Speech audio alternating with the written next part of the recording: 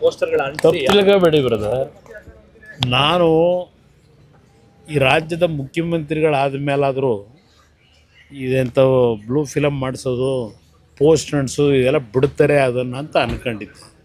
ಆ ಕೈಯಲ್ಲಿ ಇನ್ನೂ ಹೋಗಿಲ್ಲ. ಅದೆಲ್ಲ ಪೋಸ್ಟ್ ಅಂಟಿಸ್ಬಿಟ್ಟು ಪ್ರಚಾರ ಮಾಡೋ ಅಂಥದ್ದ. ನಂದು ಬಿಟ್ಟುಬಿಡಿ, ಈವನ್ ನನ್ನ ಹೆಂಡ್ತಿದ್ದು ಫೋಟೋ ಹಾಕೋರು, ನಂದು 100 ಎಕರೆ ಅಂತ ಅದೇನೋ ನಿಖಿಲ್ದು ನಂದು ಹಾಕೋರಲ್ವೇ. 46 ಎಕರೆ 40 ವರ್ಷದ ಹಿಂದೆ ಕಷ್ಟಪಟ್ಟು ಸಂಪಾದನೆ ಮಾಡಿರೋ ಜಮೀನು. ಅದು ಬಿಟ್ಟು ನನ್ನ ಹೆಸರಲ್ಲಿ ಇನ್ಯಾವ ಜಮೀನಿದೆ? 100 ಎಕರೆ ಅಂತೇನು ಹಾಕೊಂಡವ್ರಲ್ಲ ಪೋಸ್ಟ್ರಲ್ಲಿ. ಇನ್ನು ನೀತಾ ಮೇಡಮ್ ಅವ್ರದ್ದು 36-37 ಎಕರೆ ತಗೊಂಡವ್ರೆ, ಖರೀದಿ ಮಾಡಿರೋದು.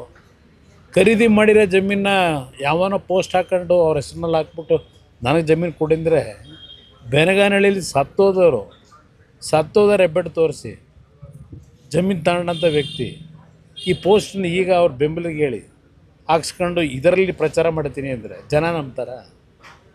ಮುಖ್ಯಮಂತ್ರಿ ಆದಾಗಲಾದರೂ ಒಂದು ಸ್ಟ್ಯಾಂಡರ್ಡ್ ಬೇಡವಾ? ಒಂದು ಸ್ಟ್ಯಾಂಡರ್ಡ್ ಇಲ್ಲದೆ ಈ ರೀತಿಯ ನಡವಳಿಕೆ ಇವತ್ತು ಈ ರಾಜ್ಯ ಯಾವ ಪರಿಸ್ಥಿತಿ ಹೋಗುತ್ತೆ ಅನ್ನೋದನ್ನು ಯೋಚನೆ ಮಾಡಬೇಕು. ಕುಟುಂಬದವ್ರನ್ನ ಫೋಟೋ ಎಲ್ಲ ಹಾಕಿ ಇದು ವಿಕೃತ ಮನಸ್ಸು. ಅದು ಅಷ್ಟೇ ವಿಕೃತ ಮನಸ್ಸೇ. ಅದು ಹೇಳದ್ನಲ್ಲ, ಇದು ಮೊದಲಿಂದಲೂ ಬಂದಿರೋದು ಇದರಲ್ಲೇ. ಈ ಕೈಯಲ್ಲಿ ಬಂದಂಥ ವ್ಯಕ್ತಿ ಈಗಲೂ ಇದನ್ನೇ ಮುಖ್ಯಮಂತ್ರಿ ಆದಮೇಲಾದರೂ ಆ ಮುಖ್ಯಮಂತ್ರಿಯ ಕುರ್ಚಿಗಾದರೂ ಗೌರವ ಬೇಡವಾ?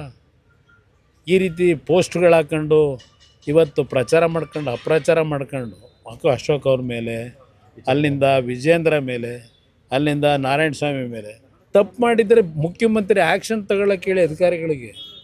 ಪೋಸ್ಟ್ನಲ್ಲಿ ಸುಮ್ಮನೆ ಹಾಕ್ಕೊಂಡು ಪಾಪ ಇಲ್ಲಿವರೆಗೆ ಕಾಂಗ್ರೆಸ್ನ ಮಂತ್ರಿಗಳು ಶಾಸಕರದೇ ನಡೆದೋಯ್ತು, ವಿಧಾನಸಭೆ ಕಲಾಪದಲ್ಲಿ ನಡೆದೋಯ್ತು, ಮತ್ತು ಅವ್ರನ್ನ ಬಾಯ ಮುಚ್ಚಿಸಿದ್ರು. ಸದ್ಯ ಹೇಳ್ತೀವಿ ಅಂತೇಳಿ ಬಾಯ ತೆಗಿಲಿಲ್ಲ ಅವರು. ಆ ರೀತಿ ಈ ರಾಜ್ಯದಲ್ಲಿ ಏನು ನಡೀತಾ ಇದೆ, ಬಹುಶಃ ಇನ್ನು ಮುಂದಕ್ಕಾದ್ರೂ ನಿಲ್ತದೇನೋ ಅಂದ್ಕೊಂಡಿದ್ದು. ಇದರಿಂದ ಹೆದರ್ತೀರಾ ಸರ್ ಕುಮಾರಸ್ವಾಮಿ ಫ್ಯಾಮಿಲಿ ಅವ್ರ ಫೋಟೋ? ನಾನು ಯಾವುದೇ ಕಾರಣಕ್ಕೂ ನಂದು ತೆರೆದ ಪುಸ್ತಕ.